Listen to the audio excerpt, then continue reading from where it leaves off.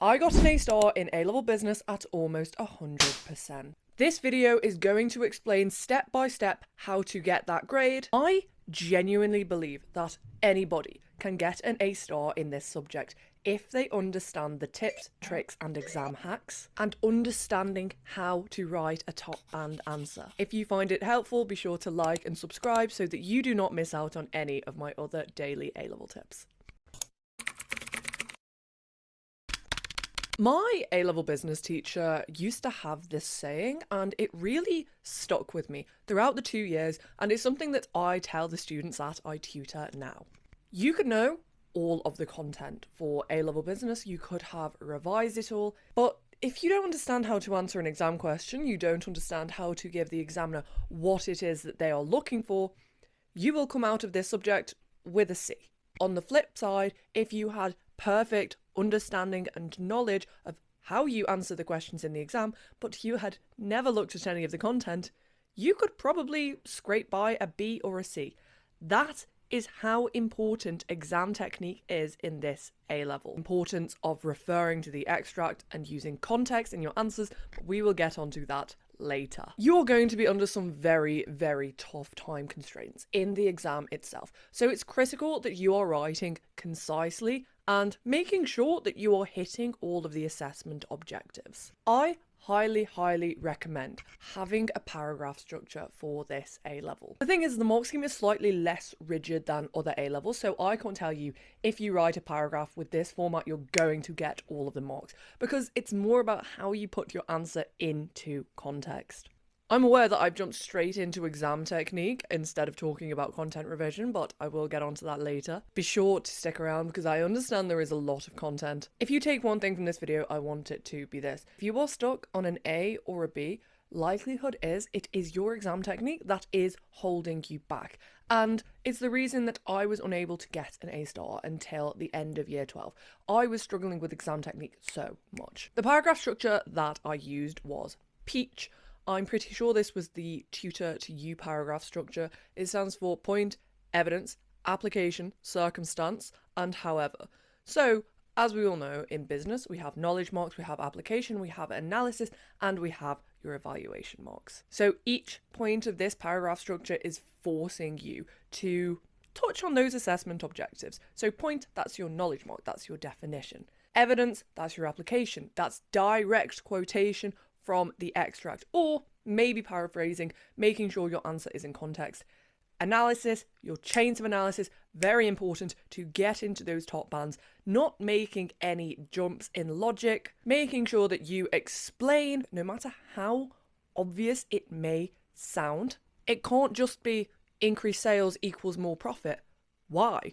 Okay, given that costs stay the same and profit margins are the same and we have more quantity sold, we are going to have more profit. It's not just sell more equals more profit. What are the considerations? What are the dynamics of this change? If we invest into more marketing, we are going to get more sales and more profit.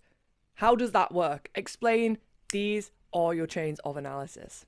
Circumstance in Peach. What circumstance is the business in? What circumstance has the business found itself in, and why will this change impact them positively or negatively? And then your however, I don't want you to see your however as just a complete contradiction of your point. You need to look at that extract and critically evaluate what you have said. So maybe we've said this business should run a marketing campaign so that they can increase sales, so that they can increase profits. What's happening in the market? What is happening with the business itself? Do they have the budget to do this? Is it too big a risk? Is the market saturated? That kind of thing. And this information can be found in the extract. In your evaluation, you are sort of countering your point, but not directly contradicting it. You wouldn't just say, oh, well, a marketing campaign won't work because of this. You'd say the impact is limited because of this that I found in the extract. So now I've gotten my paragraph structure out of the way, don't forget about your judgment in your longer answer questions. So I studied Edexcel business. I have tutored for AQA, so I have an idea of the differences between the exam boards. Critically, you need to provide a judgment when you are finishing off these longer answer questions, and you need to be using your MOPs. market, objective, product, and situation. Which is the best option for this business given the market they are operating in, what's happening with their competitors, what's happening with the size of the market. Now, let's stick to exam technique here. How do you improve on it? I've just given you an example paragraph structure.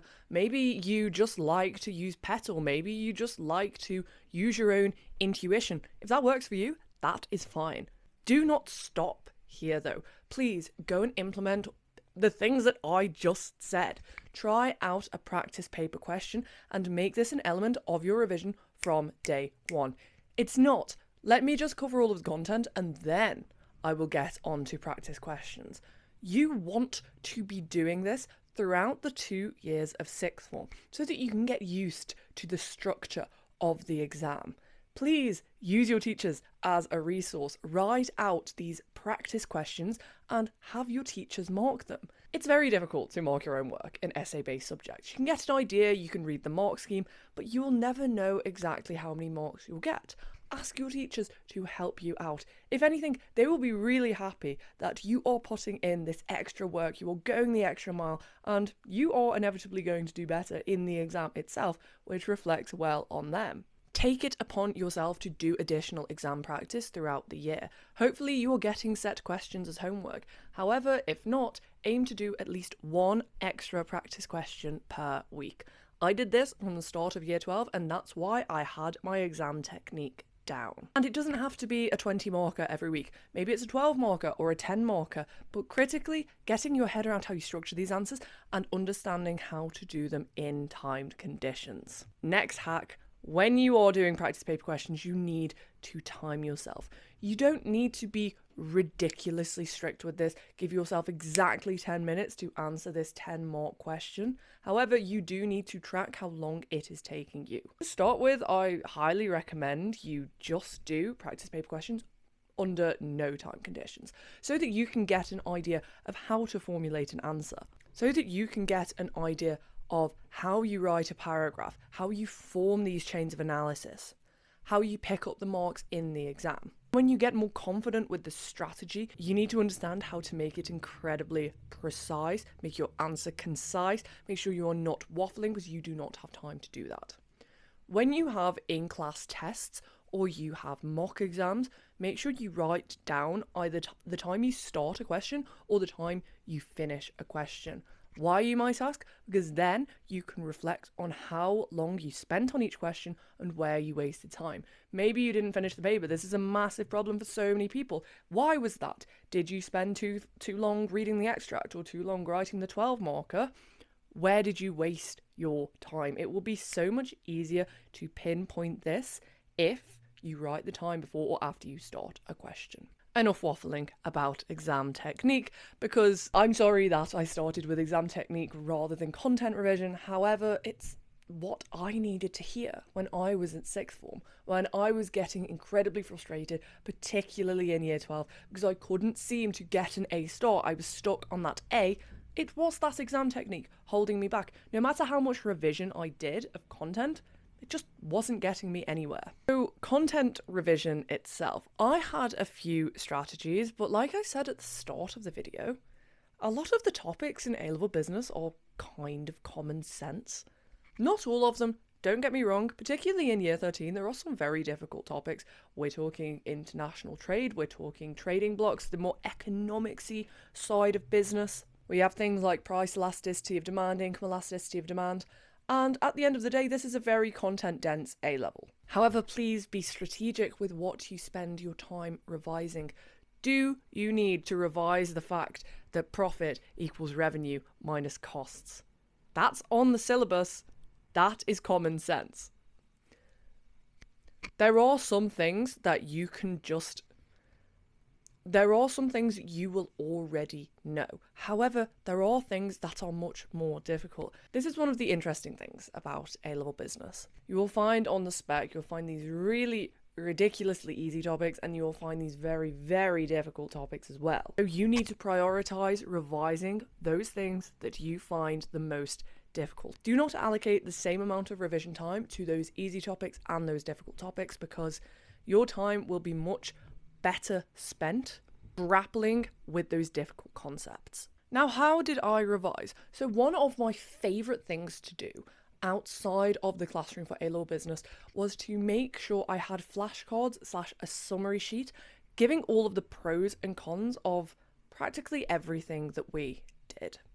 Let's take franchising for an example. What are the pros, the advantages of being in a franchise? What are the disadvantages, the drawbacks? Why may not somebody want to open a franchise? This is very important because this is theory. However, let's bring it back to what I was saying about exam technique. You need to tie that into the extract that you are given in an exam. Let's say we have a 19-year-old entrepreneur is thinking of opening a franchise for this huge multinational corporation. Is it going to be the right decision for them? Maybe because they are inexperienced, they can draw upon the expertise of other people, other business owners in the franchise or the corporation itself. There is training, use all of the information in the extract. But maybe if the extract was about a 60-year-old entrepreneur who sold 5 businesses, maybe they wouldn't be so keen on this idea of a franchise because they want more autonomy, they want more control, they don't need the support that the franchise offers. For every single topic, I like to have these pros and cons, even moving on to the more difficult concepts in second year. So if we're talking about trading blocks, what are the benefits of being in a trading block? What are the drawbacks? You will naturally find theme 4 much easier if you do A-level economics, but be careful because you answer exam questions in a very different way than you do in economics. I did both, and trust me, it's one of the things I didn't like about business. Speaking of content, you need to remember definitions. There are some formulas and definitions that you just need to remember, and there is no way to get around them. What is the formula for income elasticity of demand? What are Porter's 5 forces? I highly recommend you use flashcards, and remember that you do not need to remember a word for word definition for everything. You do need to know what Porter's 5 forces are. You do need to know the formula for income elasticity of demand, cross elasticity of demand. However, you don't need to be able to give an exact word definition for absolutely everything. When you stop attempting to remember things word for word and start focusing on understanding the concepts, you are going to find this A-level much, much easier. That kind of takes me on to my next point. For definitions and formulas and small pieces of information, make sure you use flashcards. I used Quizlet for A-level business. This is not sponsored, it's just what I used. I now use Gizmo. I know a lot of people use Anki. I used online flashcards for business to make sure I could summarize my advantages and disadvantages for each intervention or strategy or just topic we were covering, because you do so many things, making sure I had remembered them.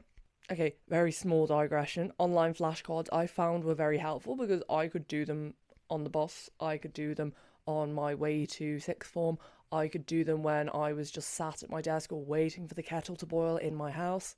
Anyway, flashcards, very important when you need to remember these short pieces of information. However, remembering more complex topic and complex ideas is going to be a lot easier when you actually understand what it is that you're doing. It's not just about remembering the Boston matrix, what's on each axis, and what are the stars, what are the dogs, what are the question marks. It's about understanding why businesses use this tool. They are trying to identify the types of products that they sell, what they should push, what they should use marketing on, what they should invest in research and development in, what they can just leave to generate cash or cash cows. Understanding why a business uses this will help you implement that idea more effectively in an exam and help you use it for critical analysis to form these chains of analysis in the exam itself. Not just thinking, oh my goodness, I need to remember what a dog is. Remember that understanding why a business would ever use this framework. This is the case for many different topics as well. Porter's 5 forces, what is the aim of using this tool for a business itself? Foreign direct investment, why do businesses do it? What is the objective of it? You're not just remembering what it is. You're thinking about why a business does this. How is FDI going to help them achieve this? Truly focusing on understanding is critical for this A-level. One of my favourite revision strategies for A-level business was blurting. However, using this advantages and disadvantages framework to blurt with. So I may have a topic, I may have thinking about production just in time, just in case. I would blurt down all of the advantages and disadvantages of both. And remember, with this topic, they're just kind of the inverse of each other, so you don't need to waste time trying to remember pros and cons for each because you just flip it. I would get a piece of paper and write down the definitions. What are these? What type of businesses tend to use them? Why are they helpful for these type of businesses in particular? What are the advantages of using these systems? What do the stock control diagrams look like? What are the potential implications? Trying to blurt down everything that I know, using this advantages and disadvantages framework, because I understand that if I give an advantage of a clothing company using a just-in-time stock control method, I understand that I'm going to need to evaluate that point. Yeah, they'll save on premises. Yeah, they'll be able to get new lines in as soon as they come out, which is very important in the clothing industry. However, they can't deal with fluctuations in demand. That kind of thing. That's a disadvantage, and that is one of my evaluative points. It's putting that into context in the exam itself. Thank you very much for watching. If you have any questions, be sure to leave them in the comments. Hopefully, I will see you in the next video. Bye, guys.